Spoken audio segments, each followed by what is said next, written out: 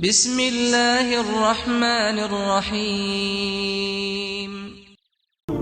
سعید بن ابی عروبہ نے بیان کیا، دوسری سند امام بخاری نے کہا کہ مجھ سے خلیفہ بن خیاط نے بیان کیا، ان سے یزید بن زریع نے، ان سے سعید بن ابی عروبہ نے، ان سے قتادہ نے اور ان سے انس رضی اللہ عنہ نے کہ نبی کریم صلی اللہ علیہ وسلم نے فرمایا کہ آدمی جب قبر میں رکھا جاتا ہے اور دفن کر کے اس کے لوگ باغ پیٹھ موڑ کر رخصت ہوتے ہیں تو وہ ان کے جوتوں کی آواز سنتا ہے۔ پھر دو فرشتے آتے ہیں، اسے بٹھاتے ہیں اور پوچھتے ہیں کہ اس شخص محمد رسول اللہ صلی اللہ علیہ وسلم کے متعلق تمہارا کیا اعتقاد ہے؟ وہ جواب دیتا ہے کہ میں گواہی دیتا ہوں کہ وہ اللہ کے بندے اور اس کے رسول ہیں۔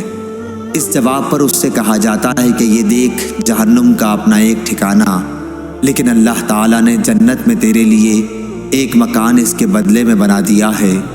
نبی کریم صلی اللہ علیہ وسلم نے فرمایا کہ پھر اس بندہ مومن کو جنت اور جہنم دونوں دکھائی جاتی ہیں، اور رہا کافر یا منافق تو اس کا جواب یہ ہوتا ہے کہ مجھے معلوم نہیں، میں نے لوگوں کو ایک بات کہتے سنا تھا، وہی میں بھی کہتا رہا۔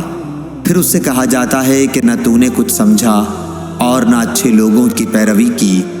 اس کے بعد اسے ایک لوہے کے ہتھوڑے سے بڑے زور سے مارا جاتا ہے، اور وہ اتنے بھیانک طریقے سے چیختا ہے کہ انسان اور جن کے سوا ارد گرد کی تمام مخلوق سنتی ہے۔ صحیح بخاری حدیث نمبر 1338۔